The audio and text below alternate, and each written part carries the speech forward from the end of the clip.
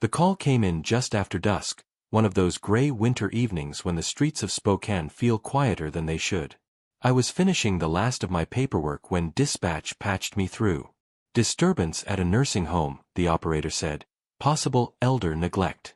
My shift was nearly over, but the tone in her voice told me this one couldn't wait. 15 minutes later, I was pushing through the automatic doors of Rosewood Care Center, greeted by the sterile smell of disinfectant and the low hum of fluorescent lights. The nurse at the front desk barely looked up. "Room 214, she muttered, like she'd already washed her hands of the whole thing. I knocked softly before stepping inside. The room was dim, curtains drawn tight against the cold. An elderly woman sat upright in her bed, thin frame swallowed by hospital blankets, her eyes alert despite the oxygen tube running under her nose. She looked at me with a mix of relief and fear. "Officer," she whispered, "thank God you came." I pulled up a chair beside her bed, notebook in hand. "Name's Officer Delgado, ma'am. I hear you've got something to tell me." Her fingers, trembling but determined, clutched the edge of the blanket. "They tried to silence me," she said. Her voice was thin, but there was steel in it. "I need you to listen." I glanced around the room. No family photos, no flowers, no cards. Just the faint scent of bleach and something sour beneath it. This woman wasn't being celebrated in her old age, she was being hidden. "What do you mean, someone tried to silence you?" Her eyes darted to the door, then back to me. "Last week, I saw something. In the hallway. At night. I told the head nurse. The next morning, they told me to forget what I saw. And when I wouldn't..." Her voice faltered. A bruise peeked out from under her sleeve as she shifted in the bed. I felt my jaw tighten. "What exactly did you see?" I pressed gently, lowering my voice so it wouldn't carry beyond the thin walls. She swallowed hard. "They were moving a man. Mr. Carson. He was still breathing, I swear it. They said he passed in his sleep, but I saw him. I saw him moving, struggling. 2 orderlies wheeled him out, and when I tried to get closer, one of them shoved me. Told me if I said a word, they'd make sure no one believed me." The room seemed to shrink around us. If what she was saying was true, it wasn't just neglect, it was a crime. "Do you know the orderlies' names?" She nodded quickly, relief flashing across her tired features. "Kyle and Brent. Always whispering, always hanging around the medication cart." I wrote the names down, my pen biting into the paper. Her voice dropped to a whisper. "They've been stealing meds. Selling them. Mr. Carson found out. That's why they..." Her words trailed off, but the implication was clear. My pulse quickened. Elderly patients, drug diversion, maybe even homicide. If this statement held up, it could blow the lid off something much bigger than a routine call. "Why didn't you report this sooner?" I asked carefully. She gave a bitter laugh. "I tried. Went to the administrator. She smiled, told me not to worry myself. That evening, my phone disappeared.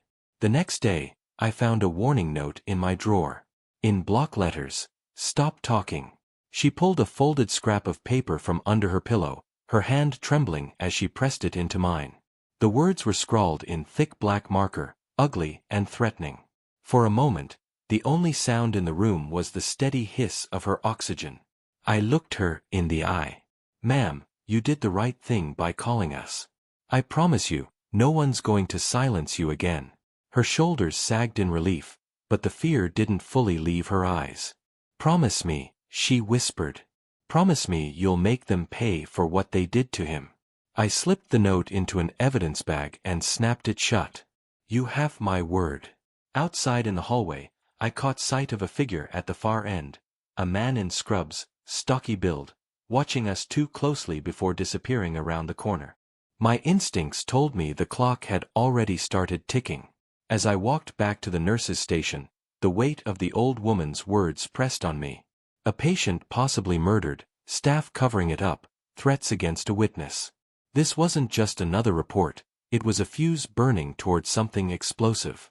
I signed the visitor's log, thanked the receptionist, and stepped back out into the night air. The cold hit my face like a warning. In my pocket, the note felt heavier than paper should. They thought an elderly woman could be silenced. They were about to find out she had a voice, and now, she had me. Back at the precinct, the heat from the baseboard radiators fogged the bottom of the window while I typed. I logged the call, photographed the note, and sealed it in an evidence bag with my initials and the time. My sergeant leaned in the doorway, coffee in one hand, tired eyes measuring mine. Elder neglect, he asked. Could be more, I said. Possible diversion of controlled meds. Possible homicide. His eyebrow twitched. You're off in 20. You sure you want to start this tonight? I looked at the bagged note, the marker strokes pressed hard enough to tear the paper. Someone wanted an old woman to disappear behind her teeth. I'm sure. First call was to Adult Protective Services. I gave them the basics and asked for an emergency joint response in the morning. Second call was to Major Crimes. Detective Harper picked up on the third ring, her voice sanded down by too many midnights. What do you have, Delgado? I laid it out, names, timeline, the shove, the threat, the man wheeled out alive. She didn't interrupt. When I finished, she said, if they're diverting narcotics from a nursing home medcart, there'll be an audit trail, or a hole where one should be. Get me the medication administration records, the controlled substance logs, staffing schedules for the week. And the cameras, if they have any. She paused. If someone rushes a cremation, call me first. Understood. I doubled back to Rosewood. Same humming lights, same waxed floor squeak under my boots. The receptionist, a thin woman with tired mascara, gave me the corporate smile. Back again already, officer? Administrator on site? I asked. She paged, and a few minutes later a woman in a slate blazer appeared, heels clicking, perfume too sweet for the hour. I'm Ms. Lang, she said, crisp. Everything all right? I kept it pleasant, the way you do before the storm hits. We've opened an investigation into a complaint from your resident in 214. I'll need to see your incident reports, your med logs and narcotics count sheets, the MARS for Mr. Carson, and your security footage from the last 7 days. Also staffing assignments for nights. Her smile held, but her eyes got colder. We respect privacy laws here. You'll need a warrant or a subpoena. I nodded slowly. HIPAA has a law enforcement exception when there's a criminal investigation, Ms. Lang.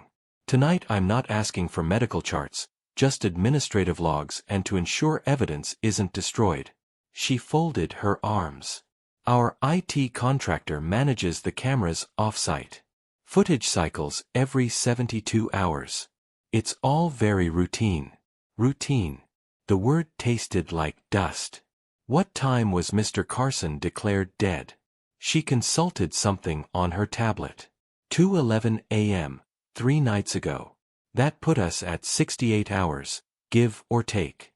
4 hours until the footage of that night began to vanish in chunks. I put a preservation letter on the counter, signed and time-stamped, requesting retention of digital footage, records, and logs, and slid it toward her. You're now on notice that destruction of this material could be evidence tampering. Behind Ms. Lang, a shadow moved, stocky, scrub top, beard stubble.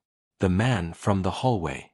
He watched me like I was a problem he couldn't quite solve. I asked to see the body disposition paperwork. Ms. Lang blinked. We coordinate with families. Mr. Carson's nephew authorized transfer to Pine and Cedar Funeral Home.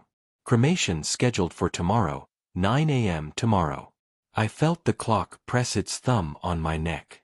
Thank you, I said, already backing away. I'll be in touch with a warrant. And Ms. Lang, keep Kyle and Brent off the floor until we speak again. Her lips thinned. We can't just. You can. Consider this a safety directive, I said. She didn't agree, but she didn't say no. In the car, the heater coughed dust and the radio hissed. I called the county medical examiner. No, we never saw a Mr. Carson, the night tech said after some searching. If the physician signed the death certificate and there's no suspicious circumstance, sometimes they go straight to the funeral home. I gave him my badge number. Place a hold on any post-mortem processing for Mr. Carson at Pine and Cedar. Next call, the funeral home. A man answered with the funereal calm of someone who lives in whispers. Avery, he said. I introduced myself and issued a verbal hold on cremation pending law enforcement review. He didn't argue. I'll annotate the file and lock the cooler, he said. Come by tonight if you wish to sign a physical hold order. I drove there with the city flattening into ice and shadow. Pine and Cedar sat on a quiet corner beneath a stand of black pines, a rectangle of warm light and polished wood. Inside, it smelled like lemon oil and lilies. Mr. Avery was tall, linen shirt under a gray vest, hands gentle as if even air could bruise. We walked the hall, shoes silent on carpet, to the back where a heavy door led to the cold.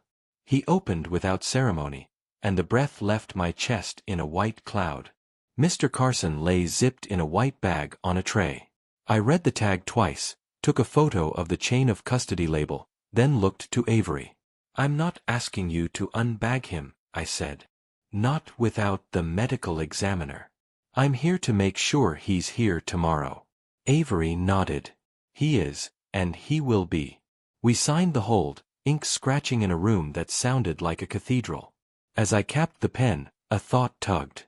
Who transported him? Avery checked the log. Rosewood contracted Northwest transfer. Picked up at 3:08 a.m. driver's initials, KB. KB Kyle or Brent. My stomach did a slow, hot turn. You happen to have camera footage of your loading dock? He gave a sad, apologetic smile. We do, but only motion-activated stills saved to local storage. I can pull them by morning. Pull everything from that night, I said. Please. Outside, the night had sharpened. A car sat across the street, engine off, two silhouettes. When I stepped out, it eased forward and drifted away with its lights still dark, like a thought someone decided not to finish. I wrote 3 letters and a plate partial on my hand with a felt tip that bled into my skin. Back at my desk I drafted an affidavit the way you tie a tourniquet.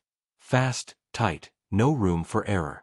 I wrote what the witness saw, the names, the bruise, the threat, the administrator's timing, the 72-hour camera cycle, the cremation appointment. I attached the note, photos, my call logs. I emailed the on-call judge's clerk and phoned Detective Harper. On your way in? She asked. On my way out of sleep, I said. She grunted.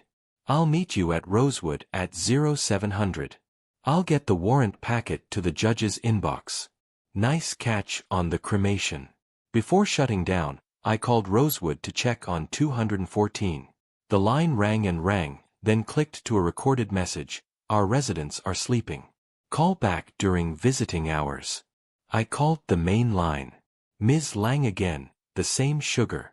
Resident 214 has been moved to a different room for her comfort, she said. Which room?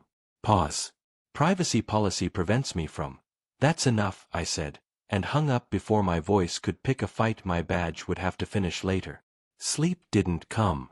When it finally did, it arrived in stuttering frames, an oxygen hiss, wheels squealing, a marker chewing the word stop into a paper that bled.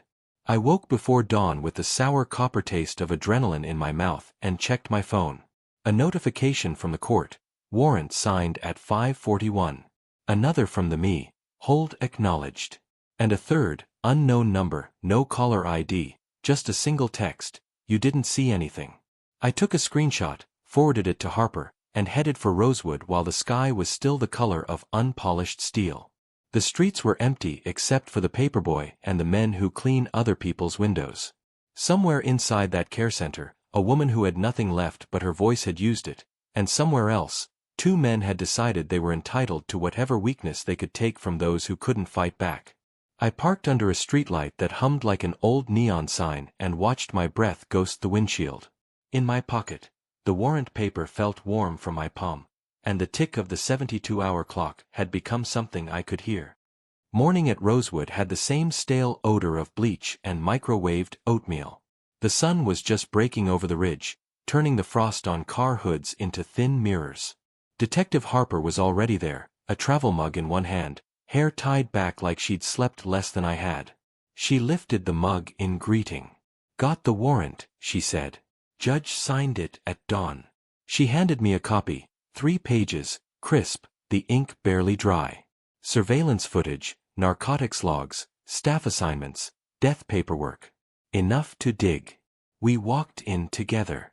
The receptionist looked like she'd swallowed her gum when she saw the paper in Harper's hand. "Where's Ms. Lang?" I asked. The receptionist fumbled with the phone. A minute later, Lang appeared, eyes sharper than last night, blazer pressed. I handed her the warrant. "This covers digital and physical records," Harper said, voice flat, no room for wiggle. "Preservation of all video from the past week, medication counts, staffing schedules, and the death certificate for Mr. Carson." Lang's jaw flexed. "Our corporate office will need to review this." Harper tapped her watch. "The warrant clock runs now, Ms. Lang. If evidence disappears after this moment, it's obstruction." Lang gave the smallest of nods and disappeared down the hall. We were shown to a side office, the kind with furniture meant for appearances, 2 stiff chairs, a table scarred by years of pens. First box came in, medication logs. I flipped pages while Harper scanned with her phone camera. Names, dates, dosages, initials. At first, neat and orderly, the way state auditors like. Then, 3 weeks back, something shifted. Scribbles instead of initials. Missing counter-signatures. Morphine vials logged out in pairs, sometimes at 2 a.m., the quiet hour when inspectors sleep. Harper leaned in. "You see the pattern." Each entry on the sketchy nights was signed, KB. Kyle or Brent. Both had those initials. Convenient. The second box was staffing rosters. I traced a finger along the chart. Both men scheduled together more often than not. Especially nights. My stomach tightened when I saw the week Mr. Carson died, Kyle on meds, Brent on transport duty. Then came the footage. An IT kid wheeled in a hard drive. Thin, nervous, eyes darting like he wanted to be anywhere else.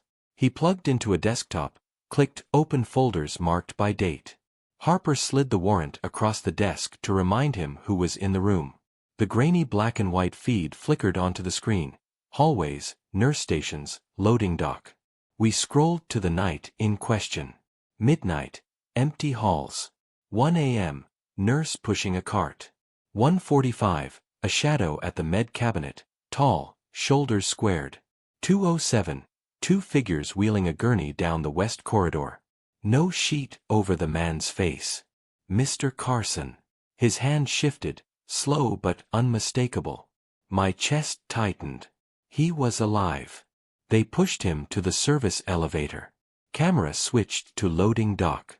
At 3:08, timestamp, the gurney rolled into view. The man strapped down, head lolling.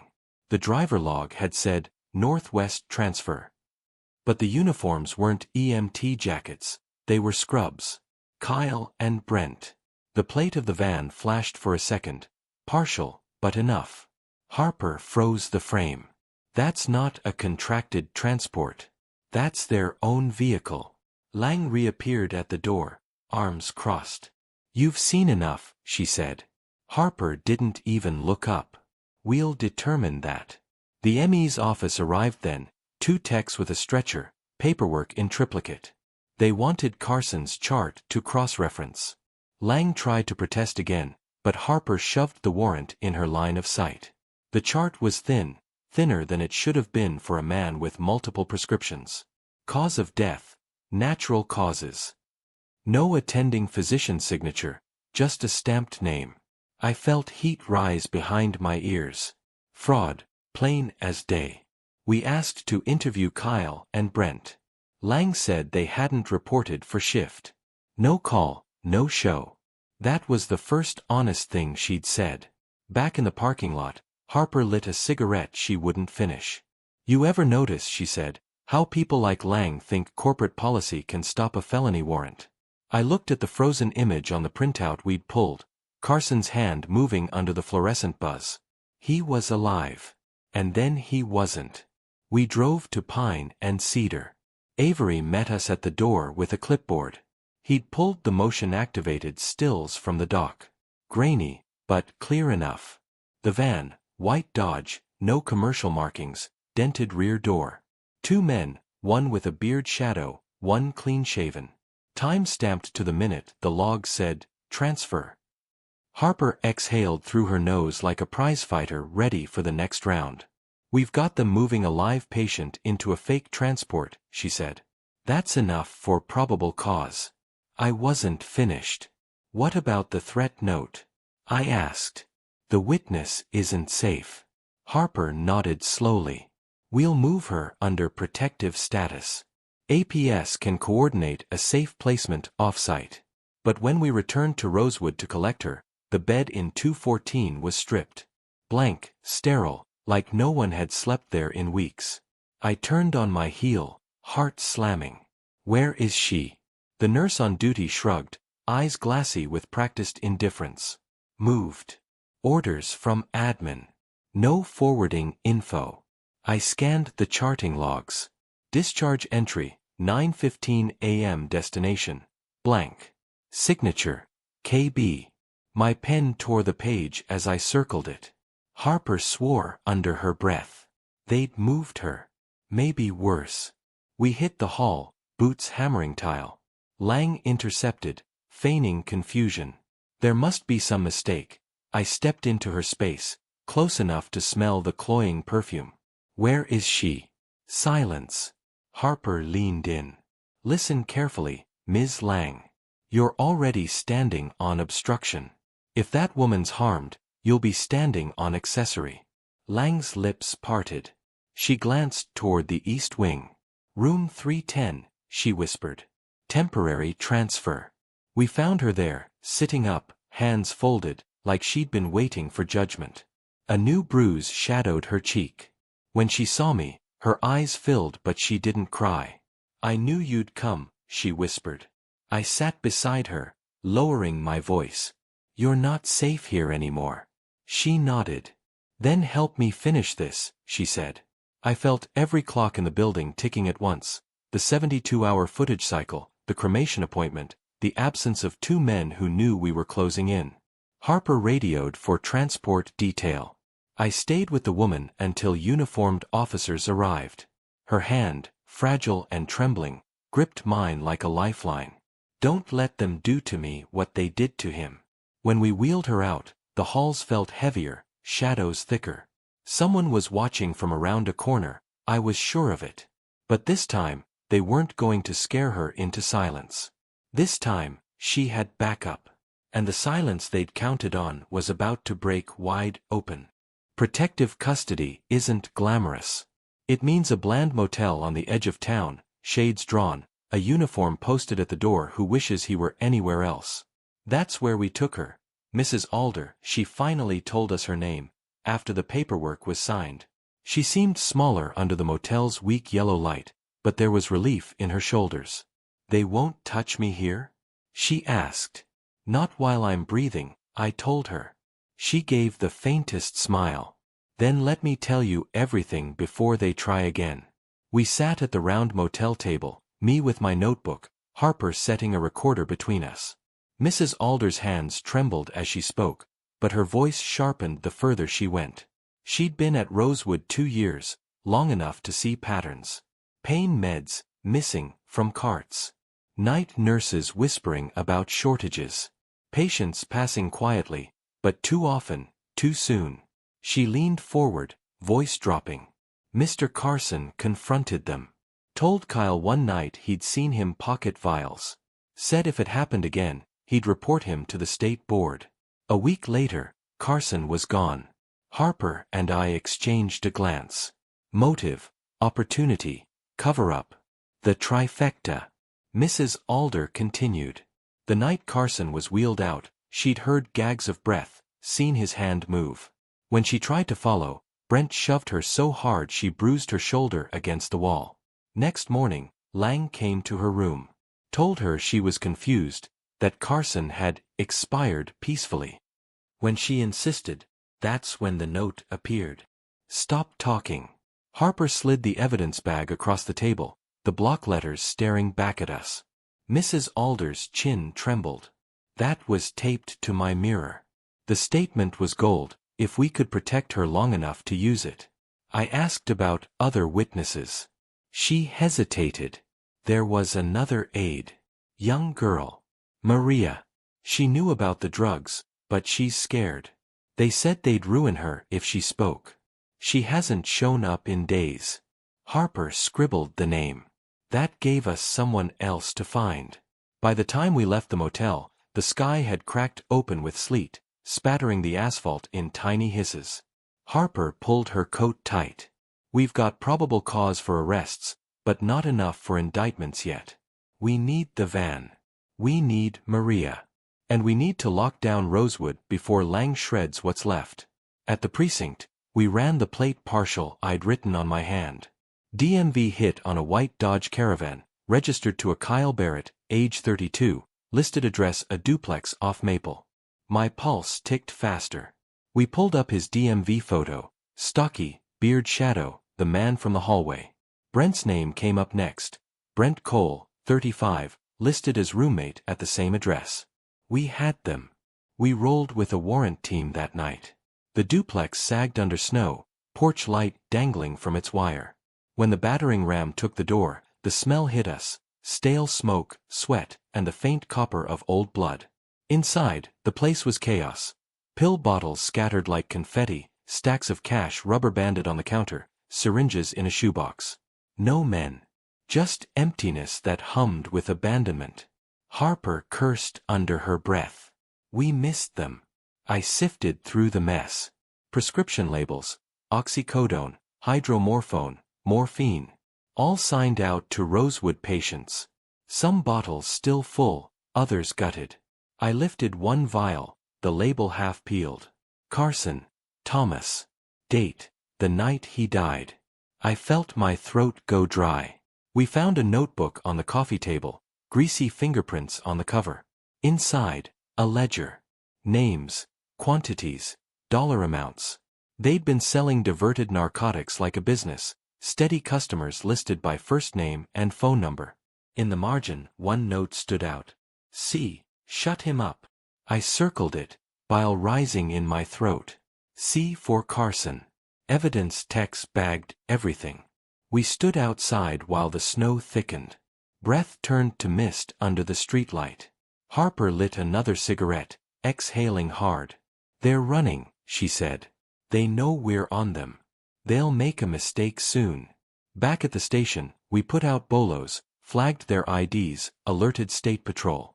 But the feeling in my gut wouldn't let go. Men like that, cornered, didn't just run. They lashed out. That instinct was confirmed at 2:17 a.m. when my phone buzzed me awake. It was the uniform posted at Mrs. Alder's motel. Sir, he said, breath ragged. Two men just tried to force the door. Masked, but I saw them. Stocky builds. They bolted when I drew.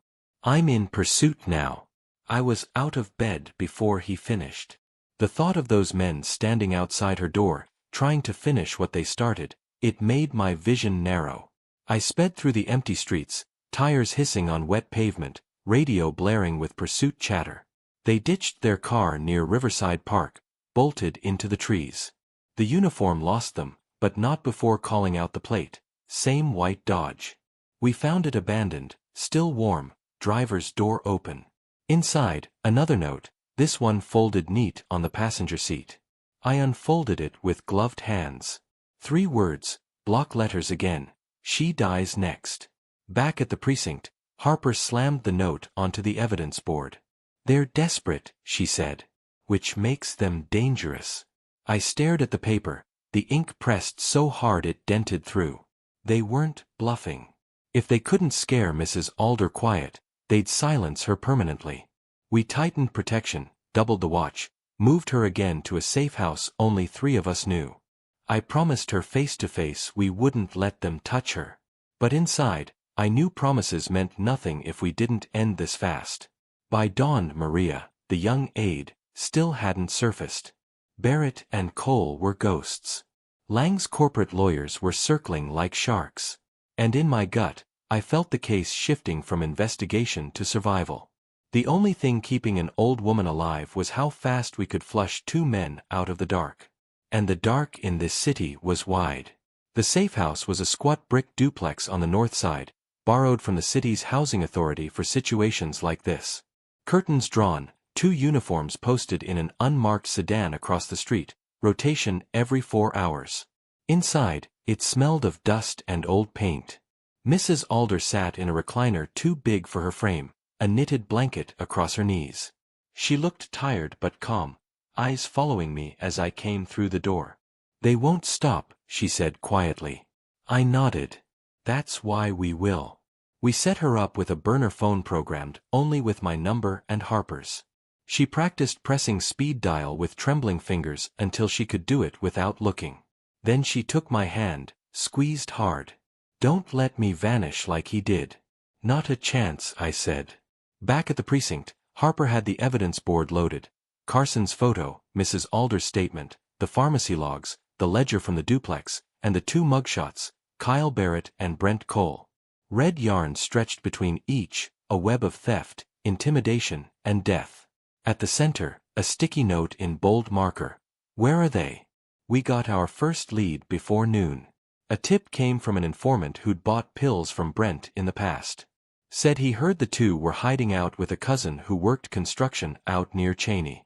The address was a trailer parked behind a half-built warehouse, sheet metal flapping in the wind. We rolled hard with backup. Snow crust crunched under our boots as we moved in. Inside the trailer, the air was stale with sweat and cheap whiskey. Mattresses on the floor, clothes strewn everywhere, but empty. No men. Just a burner phone charging on the counter. Harper bagged it. When Tex cracked it an hour later, the messages were enough to chill blood. Carson was awake. She won't shut up. Next time we don't miss. The last message timestamped just 2 hours before we hit the trailer. Meet tonight. Warehouse. Midnight. The warehouse sat on the riverfront, abandoned after the recession gutted half the local industry. Broken windows, rusted siding, and a silence that carried its own kind of warning. We staged across the street that night, wind howling through the steel skeletons. SWAT geared up in shadows, radios murmuring low. My vest felt heavier than usual, the weight of Mrs. Alder's trust pressing harder than the Kevlar. At 11:42, a white Dodge rolled into the lot. Same dented rear door. Two figures stepped out, Barrett and Cole. They carried duffel bags, shoulders tense. They slipped inside the warehouse through a side door. Lights flared briefly from within. Harper whispered into her mic, "Stand by." We moved at midnight sharp. The steel door groaned as we breached, flashlights cutting through the dark. The echo of boots on concrete carried like gunshots. Barrett and Cole were at a table under a hanging bulb, counting stacks of cash and vials. When they saw us, chaos erupted. Barrett bolted left, knocking over the table.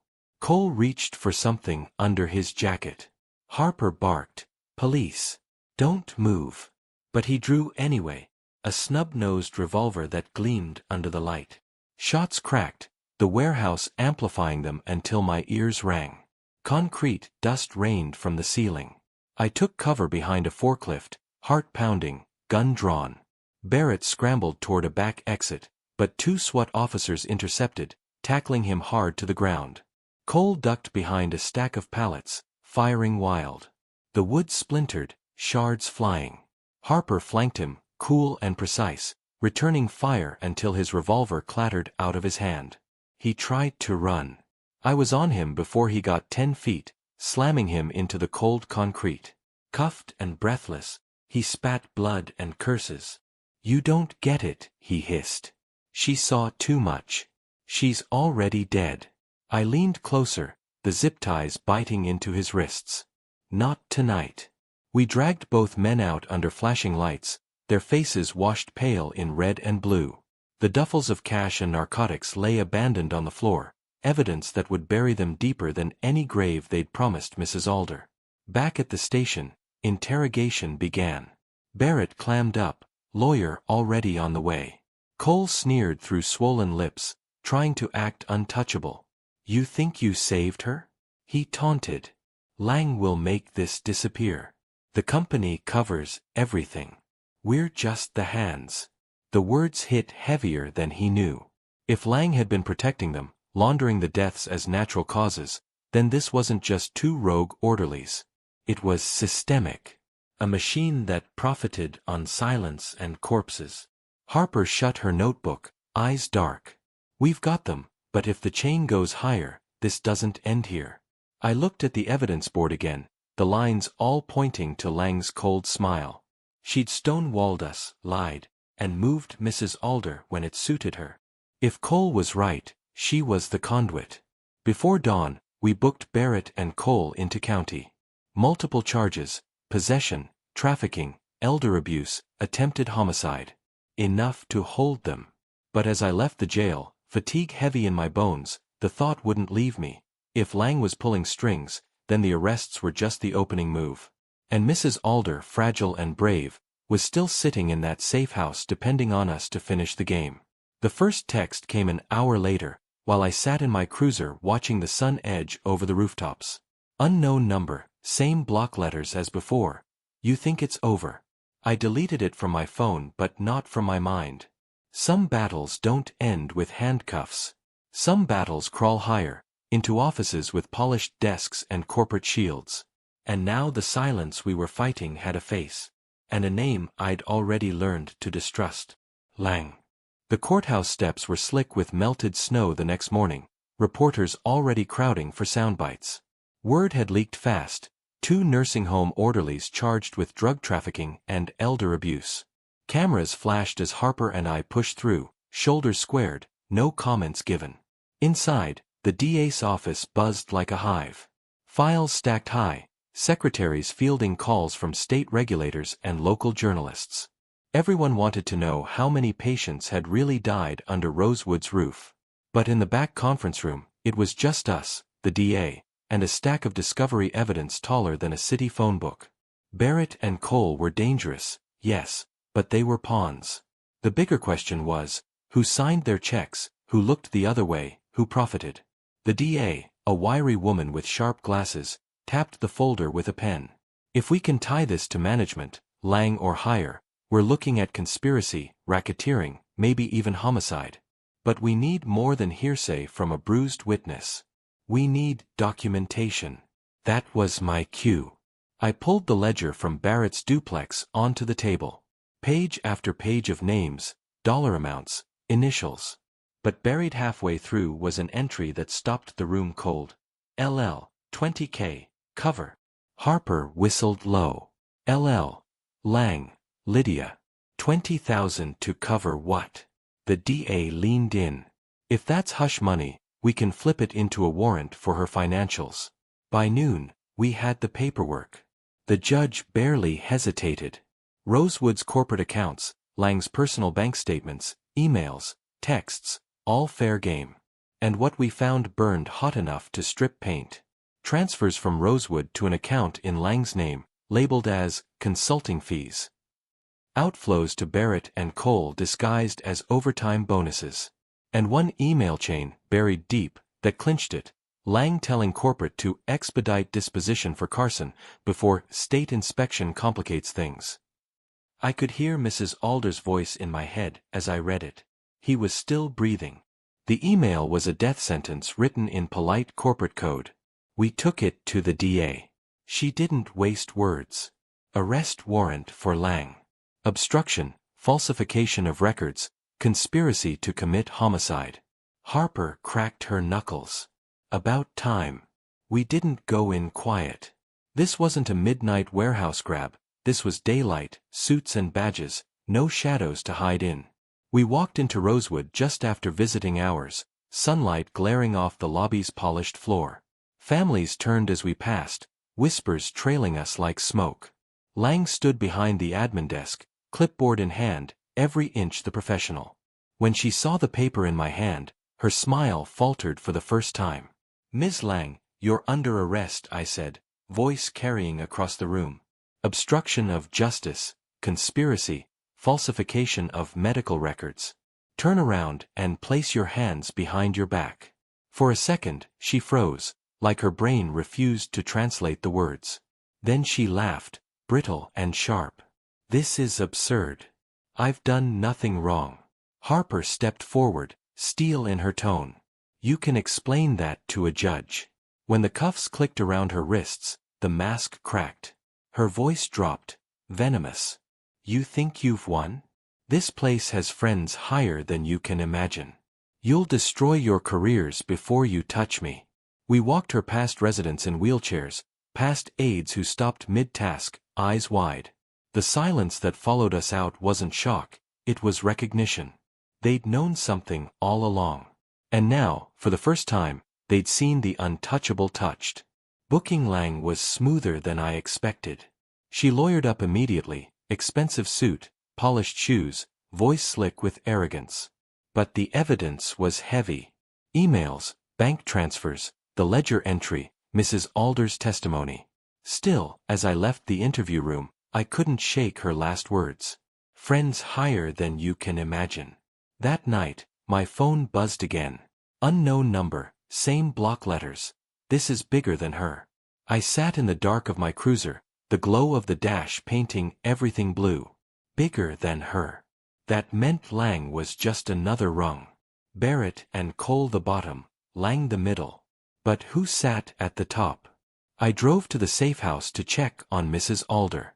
She was awake, the TV muted, knitting needles clicking in her hands. She looked up, eyes sharp despite the hour. They got her, didn't they? I nodded. She smiled faintly. Good. Then her hands stilled. But you look like a man who knows it isn't over. She wasn't wrong. I told her about the text. Her expression tightened. Then you'd better be ready. Because they won't stop until someone makes them. On the drive back, sleet hammered the windshield, wipers struggling. My phone buzzed again. Another text, last chance. Drop it. I gripped the wheel tighter, heart thudding.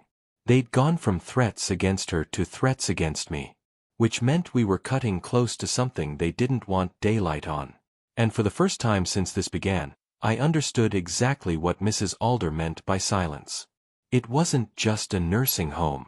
It was a system built on people looking the other way. By the time I reached the precinct, my resolve had hardened like ice on the river. They could send threats, shadow cars, block letter texts. But we had voices now.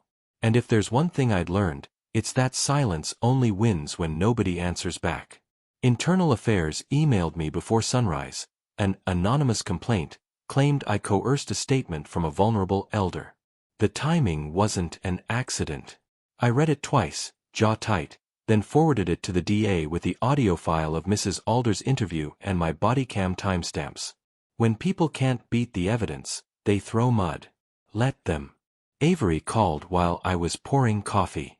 There's someone here, he said, voice tight. Says he's from County Investigations, has paperwork releasing Carson for immediate cremation. I told him no, your hold is in the system, but he's insistent. I was already moving. Stall, I told him.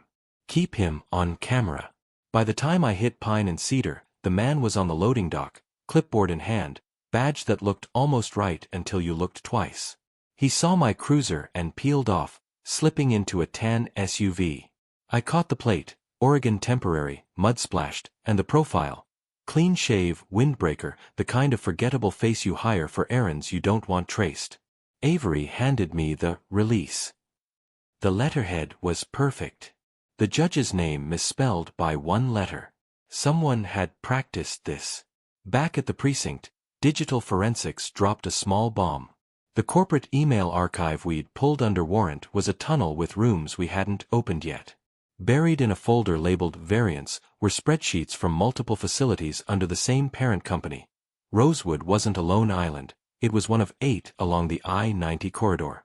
Each sheet had the same pattern, controlled drug counts that didn't reconcile, late death certificates, expedited disposition notes. Names repeated. At the bottom of each, initials LL and PM. We knew LL. PM took a minute to nail. Then Harper found the org chart. Medical Director, Regional, Dr. Paul Malloy. The name rang a bell I didn't want to recognize. Malloy's stamped signature had been on Carson's death certificate. No attending exam, just the ink and an empty line where a pulse should have been checked. Harper looked like she could bite through the table. "He's the one who makes natural causes out of anything you hand him," she said. We still needed a living witness who wasn't 82. Maria. We ran her through everything. Payroll, last addresses, emergency contacts. An aunt on the south side picked up after 3 tries, breathless. "She's on my couch," the woman whispered. "She's scared. Says they were outside last night. I'm not opening the door unless you're the police." We were the police. Maria was smaller than I expected, hair pulled into a tight knot, eyes red from too many sleepless hours. She wouldn't look at our badges at first. "I'm going to lose everything," she said. "They said they know where my brother goes to school." I put my hands on the table, palms up. "You hand us the truth, we'll keep you breathing. That's my job." She had more than truth. From a cracked phone, she played an audio clip recorded in the medroom 3 nights before Carson died. 2 male voices, Barrett's gravel, Cole's nasal edge, arguing in the hiss of fluorescent lights. "Don't leave it in the cart. Malloy wants the count low before inspection." "I'm not getting stuck with that. You get Lang to cover it." She already did. Payroll code 70. "And if C runs his mouth." A pause. Then Brent muttered, "We roll him to Malloy's van and let the doc stamp it." The room went very quiet. Van. Stamp. They'd said it like weather. Not if but when. We moved Maria to the safe house 2 doors down from Mrs. Alder, separate entrance, separate watch. Twice the uniforms, twice the paranoia. She signed a statement with a shaking hand and never once asked about money. She asked about her brother, and I told her the truth. A patrol car would sit on the school from first bell to last. The DA heard the audio and called the Attorney General's office. Words like pattern and racketeering started floating around the conference room, and for the first time since we started, I felt the case step out of county lines and onto a bigger map. Harper went to work on Malloy. We got his cell records, ping locations, clinic schedules. He split his time between a private office near the river and rounds that coincidentally lined up with the worst nights on the spreadsheets. We needed his voice on something he couldn't deny. Cole, bruised pride and all, had asked for a lawyer, then an hour later asked for a deal. Fear will do that. Fear and the sight of your buddy across from you, signing his own counsel retainer. We walked Cole through a proffer. "No promises," we said. "Tell the truth, maybe the rest of your life doesn't disappear." He stared at the table like it might answer for him, then said, "He won't talk text. He only talks voice. He told us never to say his name. But he'll pick up for me."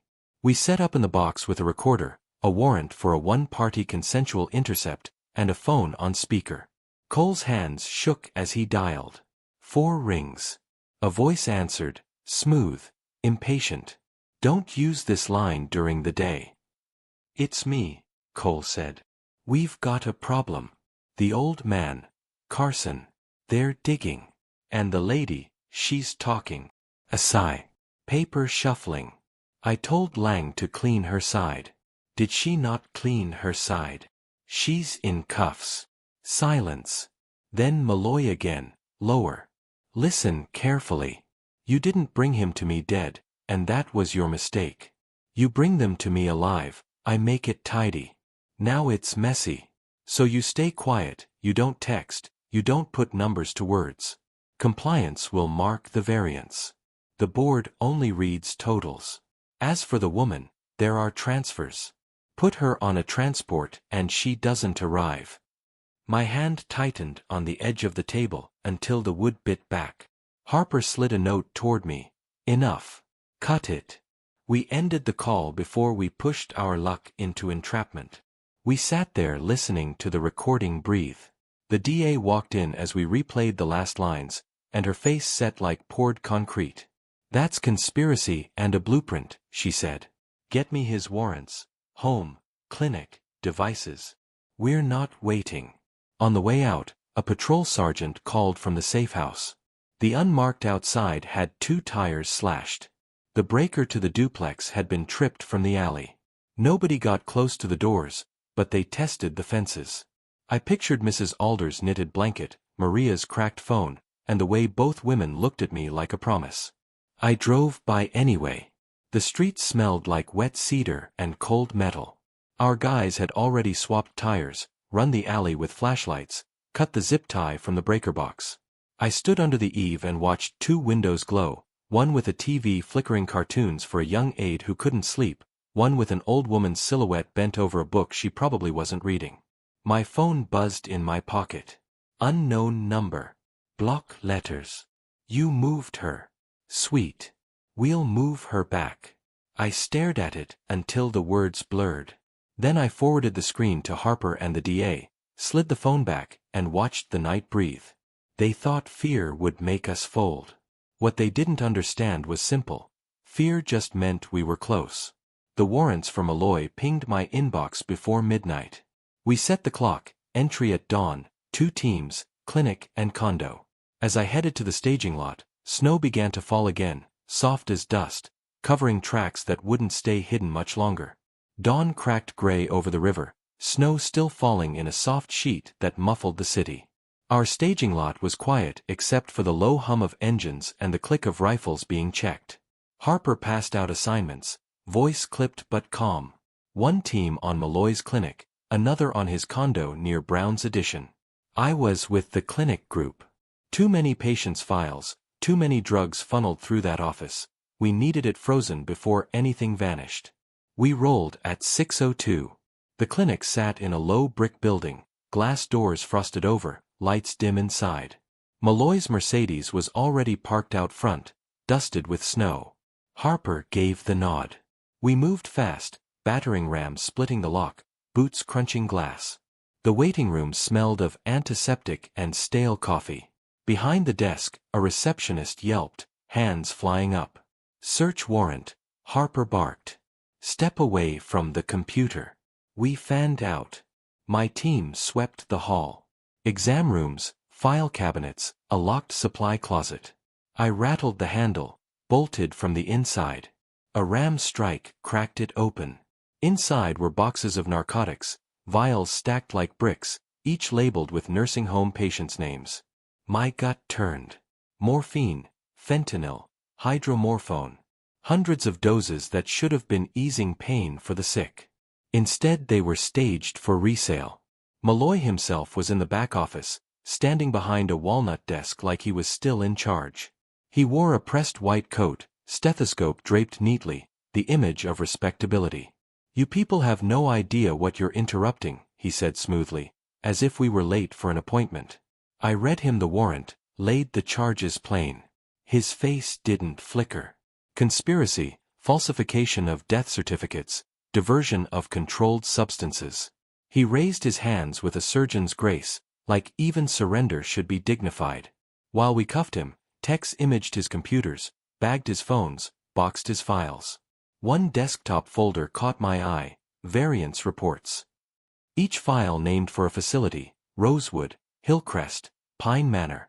Dozens of them. Each spreadsheet listing drug counts, deaths, adjustments. Beside certain names, a single column, disposition expedited. Carson's was there. Highlighted in yellow. Harper looked over my shoulder.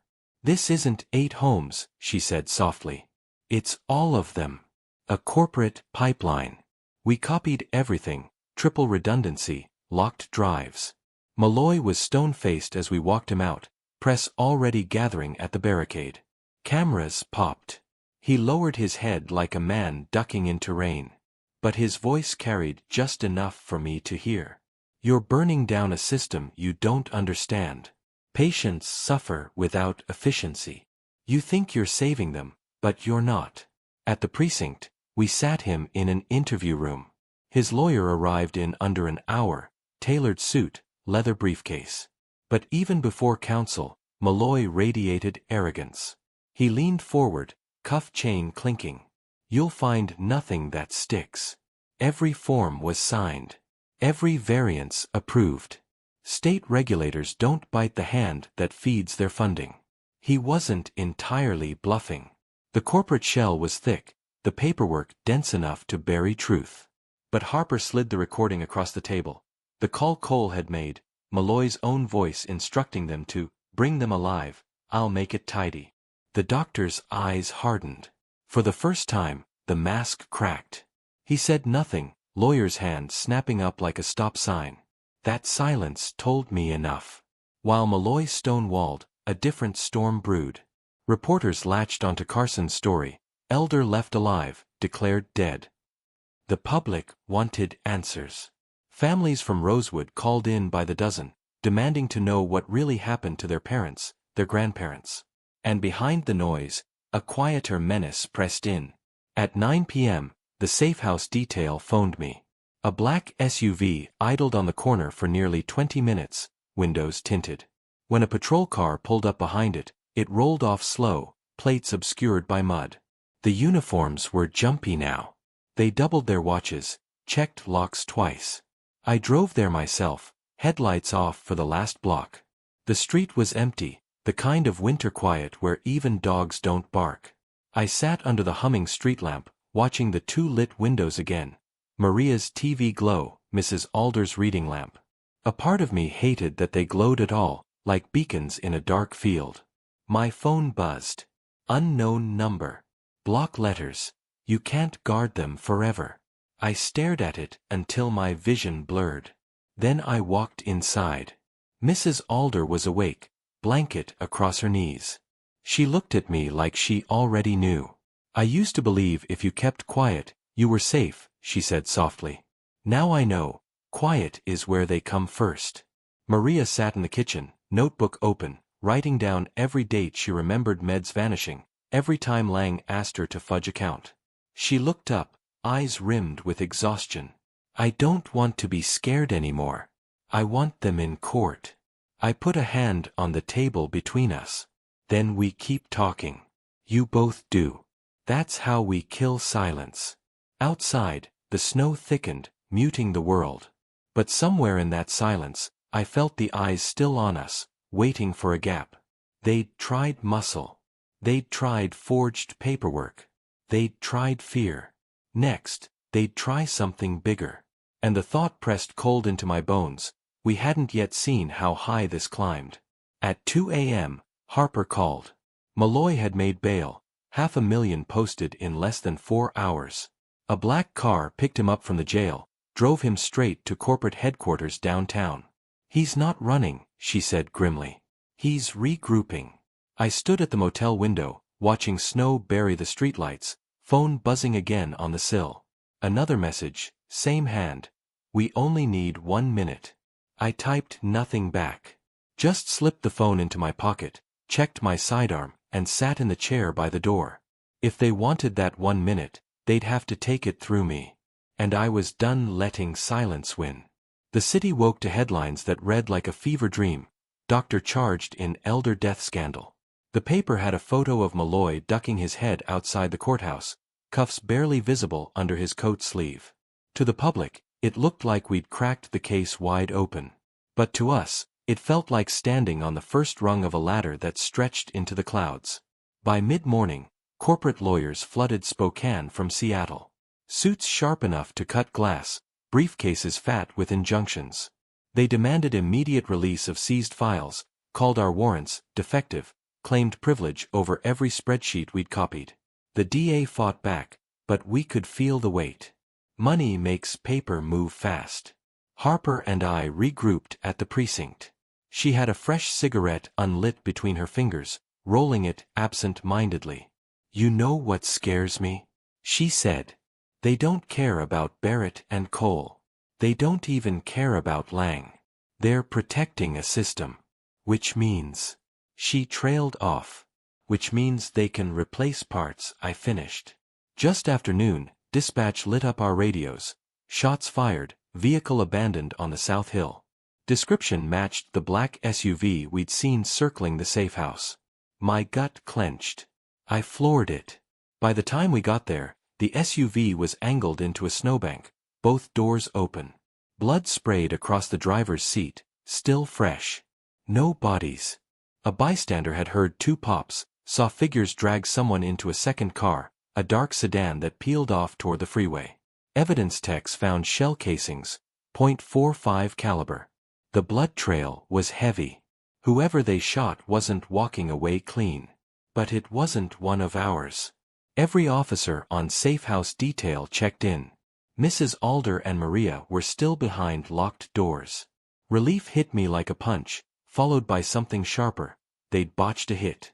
And if they'd botched one, they'd come harder next time. At 5 p.m., the DA called us into a war room. The Attorney General's task force had officially joined. Laptops open, evidence boards multiplied, names multiplying faster than we could pin them. Rosewood's parent company, Havenbrook Health, had facilities in 3 states. Every one showed variances. Every one had deaths coded natural, with no attending exam. Hundreds of them. One AG investigator, a stiff man in a blue tie, leaned across the table. You need to understand. This isn't just fraud. This is industrialized silence. Cut corners, pad profits, silence complaints, fast-track cremations. It's efficient because no one resists. Until now. The words landed heavy. Industrialized silence. That's what Mrs. Alder had been fighting with nothing but her voice. That night, Harper and I checked the safe house again. Maria was dozing on the couch, her notebook still in her lap. Mrs. Alder sat awake in her chair, eyes on the muted TV. She looked at me without speaking. I knew what she wanted to ask. So I told her. It's bigger than we thought. But it's breaking open. She nodded once. Good. Then make sure it stays open. At 11:30, my phone buzzed again. Another block letter text. SHE doesn't make it to court. I stared at it while the heater hummed. It wasn't just a threat now, it was a plan. They knew the trial calendar.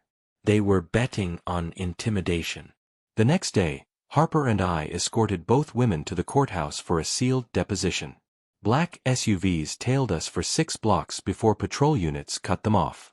Inside the courthouse basement, in a windowless room, Mrs. Alder raised her hand and swore an oath. Her voice trembled at first, then steadied. She told the story again. Carson alive on the gurney, the shove, the note, the threats. Maria followed, her phone recording played for the stenographer, Barrett's gravel voice talking about Malloy's van.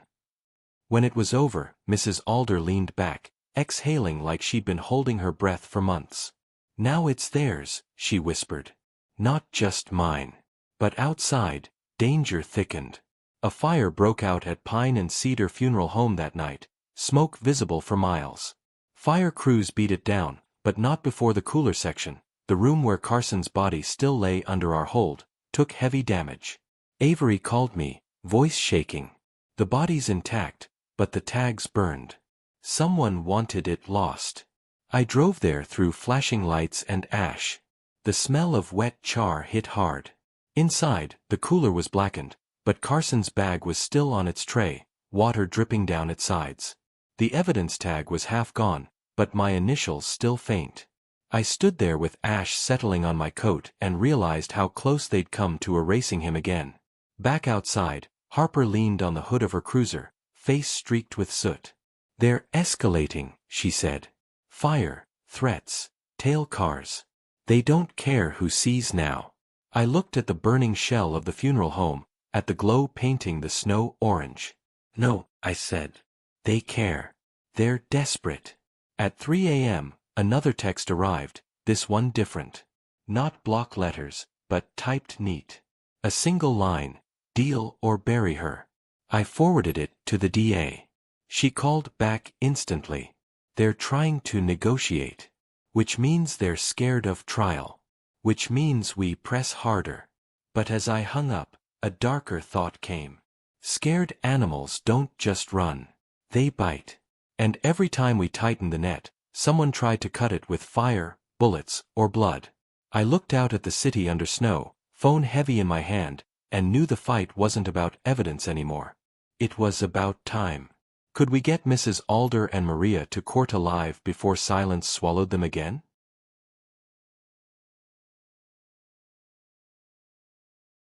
We moved Carson's body to the medical examiner before dawn, 2 techs and a deputy guarding the stretcher like it carried a crown jewel. Chain of custody photos, signatures, seals. Avery watched from the bay, soot still in his hair from the fire, grief written in the slope of his shoulders. "Don't let him disappear again," he said. "We won't," I told him, and for once the words didn't feel fragile. The me worked faster than I've ever seen. By afternoon we had prelims, petechial hemorrhaging, restraint bruising on the wrists, fresh. A tox screen flag for morphine inconsistent with the facility's charted dose. Not a peaceful passing. Not even close. The time of death window the me gave didn't match the stamped 2:11 a.m. on the forged certificate. It matched the minute we saw Carson's hand move on camera. I printed the report and sat with it a long time, knowing it would be the spine we needed in a courtroom full of paper. Digital forensics called with a different kind of anchor. The block letter texts ran through a pool of prepaid numbers purchased by a consultancy Havenbrook used for special matters. One handset had pinged near Pine and Cedar during the attempted snatch, then near Malloy's clinic the night before his arrest, then, just after the fire, outside corporate headquarters. Same orbit, same sun. We decided to stop reacting and set a hook. I texted back from a clean phone under the DA's warrant. "Let's talk. Cash buys quiet. Name the place." The reply came fast. "Park 2 Garage, 9 p.m. Level C. 1 minute. Come alone." We didn't. Harper organized it like a ballet. 2 cars ghosted in ahead of me, 2 more at the exits, surveillance tucked behind a concrete column. I parked where the camera could see my hands. The air was cold and tasted like dust. The lights hummed a steady nervous note. At 9:03, a man in a tan windbreaker stepped from the stairwell, the same almost badge from Avery's dock. He looked at my empty hands, relaxed an inch, then held up a canvas bag. "50 grand, he said, voice flat, as if he were reading a weather report. "You will deliver the old woman to this address at 4 o'clock. No police. She gets a transfer to a private facility. No pain, no fuss. You don't n." He stopped when the red dot kissed his chest. I didn't bother to look at the catwalk. Our sniper stayed a rumor. I took a step closer. "Who sent you?" He hesitated long enough to tell me he'd been told never to say the name. Then he made a mistake. He said, "You don't make problems for a man like Malloy and keep your pension." We took him quietly, hands, bag, phone, all of it. In the precinct box, stripped of his windbreaker and swagger, he gave us a name for his checks, an LLC inside an LLC owned by Havenbrook's general counsel. He also gave us something better, a phone tree that put Malloy on one branch, corporate counsel on another, and a board risk committee chair at the root. The pool phones, the fire, the forged release to Avery, they were logistics in a machine.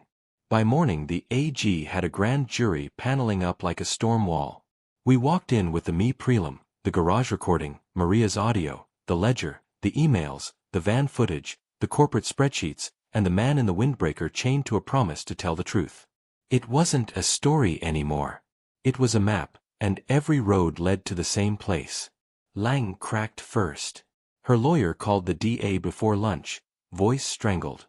She would plead to obstruction and falsification, testify to the directives that came down from legal and medical, to expedite dispositions and keep counts within tolerance. She cried when she said Carson's name. I didn't mistake it for mercy, but I took the words. Malloy didn't cry. He walked into his arraignment like a man checking into a hotel, and when the judge denied his second bail motion, the mask finally twitched. On the way out, he glanced at the gallery where Mrs. Alder sat with a scarf over her hair, and her hands folded like she might break otherwise. Their eyes met. He looked away first. Trial started with snow still on the ground and ended with daffodils pushing up in courthouse planters. The defense tried everything. Paperwork fog, expert witnesses who spoke like anesthesia, attacks on memory, attacks on motive. Maria's voice wavered the first few minutes, then steadied. Barrett and Cole tried to recant and were impeached by their own words. Lang was small on the stand, all edges sanded down by consequence. Mrs. Alder saved her strength for the day she took her oath. She told the story the same way she'd told me, except now she had the world's permission to say it loud. When the defense hinted she might be confused, she leaned into the mic and said, "I'm old. I'm not Fogg. I know a living hand when I see one." Jurors wrote that down. The me explained the bruises and the mismatched time. The fire marshal explained the accelerant under Pine and Cedar's loading dock. Forensics traced the prepaid phones to corporate procurement. Harper played the garage audio, 1 minute of a bag buying a life. And when the DA played the call where Malloy said bring them alive and I make it tidy, the room went so quiet you could hear the fluorescent lights thinking. Verdicts came back on a Friday. Barrett and Cole, guilty on trafficking, elder abuse, conspiracy, attempted murder. Lang, guilty on obstruction and falsification. Malloy, guilty on conspiracy to commit murder, diversion of controlled substances, falsifying death certificates, witness tampering. The judge read the counts in a voice that belonged to the state, and the families and the bodies nobody had stood up for. Outside, cameras flashed. Inside, Mrs. Alder nodded once, a motion so small it felt like a prayer being put down after a long carry. The AG unsealed the grand jury's second wave a week later, indictments against Havenbrook's general counsel and 2 board members for racketeering and destruction of evidence. The company's licenses were suspended, a receiver appointed to keep residents safe while the rest burned out in court. I went back to Rosewood the day the state took over. The perfume smell was gone. The halls sounded like a place where people might rest. We buried Carson properly on a Saturday with spring light on the grass. Avery stood near the headstone, hat in his hands, a quiet sentry finally allowed to exhale. Maria came with her brother and tucked a folded paper, her first paycheck from a new job at a clinic that treated truth like medicine, beneath a rock beside the flowers. Mrs. Alder wore the scarf again and held my arm on the slope. She didn't say much. She didn't need to. Later, on my back porch, the city soft and blue, Harper held up a beer and bumped it against mine. "You know what I keep thinking about," she said. "How they kept saying, efficiency. Like the word could make it clean." I looked at the lights washing the river and thought about a hand moving under fluorescent buzz and a note that said stop talking, and a bag of cash in a concrete cave. I said, efficiency is just silence in a suit. We still get calls. Not all of them become cases. Not all of them become headlines, but people talk now. Nurses, orderlies, sons and daughters. They bring their notes and their fear and they put both on the table. Sometimes I drive past the safe house and the streetlight hums the same as it did, and I can see 2 windows lit in my memory. There are nights I still sit in a chair by a door just to remember what it feels like to keep a promise. At the end of it, I wrote a single sentence on a card and slid it into the case file before it went to archives.